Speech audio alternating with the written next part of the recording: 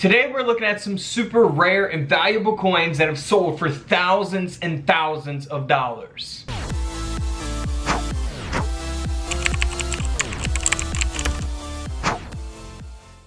So welcome back to Couch Collectibles. Hope you guys are having an awesome day as always. First up is a 1916 Denver minted Mercury dime. Now of course these dimes are 90% silver, but what makes this coin valuable is multiple different things. First off, it's a very rare key dated coin. They did not make a lot of these coins, under 500,000 for the 1916 with the D mint mark. If we go to the reverse at the bottom on the back of the coin, the reverse of the coin, you will see that D mint mark there, meaning that it was minted in Denver at the Denver Mint, right? So on the front here, we have the 1916 date. The AW there are the designer's initials. That's not a mint mark or anything.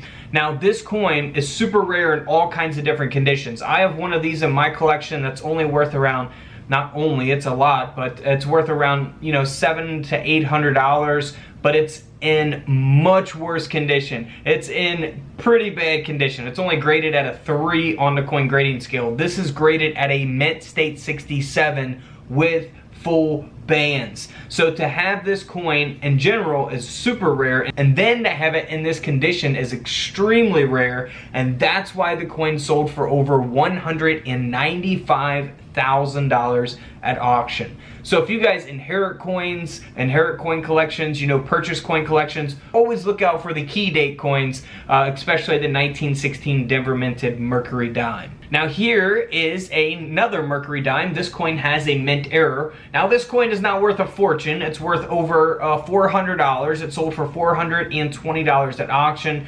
1917 silver Mercury dime here that has been broad struck. You can see that around the rim of the coin. And again, this coin sold for over $400. Now it also was graded by NGC at a mint state 64 with full bands. Now if you're not familiar with full bands, here's an image. You guys can pause the screen. The bands must be split. There must not be you know, any interruption with that, you know, worn down or anything like that. So that's a designation that the coin grading companies will give your Mercury dimes. Now here's a 1919 D mint mark. Again, this coin is not super rare in terms of date. It's not like a key dated coin. It's the D mint mark. Again, you see that at the bottom on the reverse of the coin. However, the value for this coin is in the condition itself, in that high grade of a mint state 66 with the full bands. So that's what gives the coin a lot of value, and that's why the coin sold for over $155,000 at auction. So super, super rare to have that coin in that condition, 150 grand. Now here is a mint error coin that sold for over $1,000, and you'll see it's in much worse condition. You know, it's not in horrible condition. It's graded at an AU 58 by NGC, and it was struck onto a retained split planchet. So you'll see that error as we zoom in on the coin there. This coin, like I say, a little over $1,000. Now here's a 1940 silver Mercury dime. Now it looks pretty normal here on the front like any old Mercury dime, but here on the reverse, as we zoom in there to the right side of the coin, you will see that extra metal there on the rim of the coin. That is also referred to as a cud and a die break. So that's what's taking place there. Now this is the S mint mark, so if we look at the bottom of the coin on the reverse, you will see the S mint mark. Now this coin is graded at a nice mint state 66 by PCGS, and this coin ended up selling for over $155. Not too bad. Here's a 1941 Mercury dime graded at a mint state 64 with full bands, and it does have a ragged clip. So you can see that on the rim of the coin, the edge of the coin there as well. This coin ended up selling for $114, graded by NGC. Now here's one of my favorites of this video. I have shown this in a previous video. It's the 1942 Mercury dime that has been double struck, and that design has been rotated. So as we zoom in there on the coin, you can see the lettering from the top of the coin here at the bottom of the coin.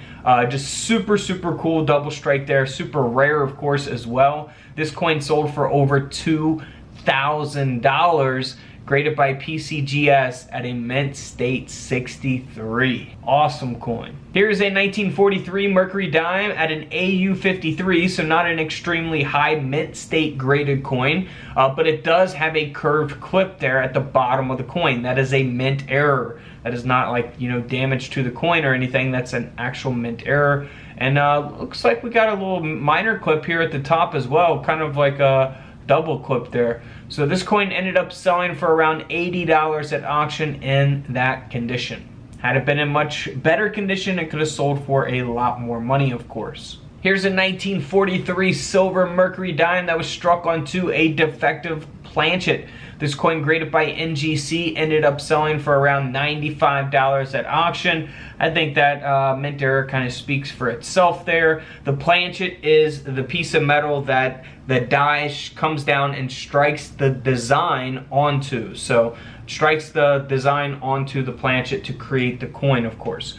Now here is a 1943, again, Mercury Dime, where the obverse has been struck through. So you'll see that there at the top of the head, going to the rim of the coin there, that strike through taking place. Now this dime is graded by NGC at a mint state 63, and this dime sold for around $45, you know, so really depends on the market at the time you sell it as well. It's not a horrible grade, but it's not, you know, a top grade with this error, so 45 bucks. Now here is a 1944 Mercury Dime that has been broad struck. You can clearly see that around the rim of the coin. It is graded by Annex at an AU 55, and this coin ended up selling for around $80 at auction. So not too bad for that one. Here is a super obvious mint error coin, a 1944 Mercury Dime that has been double struck. The coin is graded and authenticated by NGC. You can see that nice double strike there on the right side of the coin there. Man, unbelievable to have a coin like this. This coin ended up selling for over $1,200 at auction. Next up is a 1945 Mercury Dime. This coin was broad struck as well. Again, you'll see that around the rim of the coin. Graded by PCGS at a mint state 64. This coin sold for $360. Next up is a 1945. This is not a broad strike. This coin was actually struck 10% off center. 1945 dime. And this Mercury Dime ended up selling for over $460 at auction. Man, graded at a mint state 63, 10% off center. Here is a mint state 65 graded Mercury Dime struck on an underweighted Planchet. Only weighs 2.1 grams. Got some cool toning to it. This coin ended up selling for $840 at auction. $840.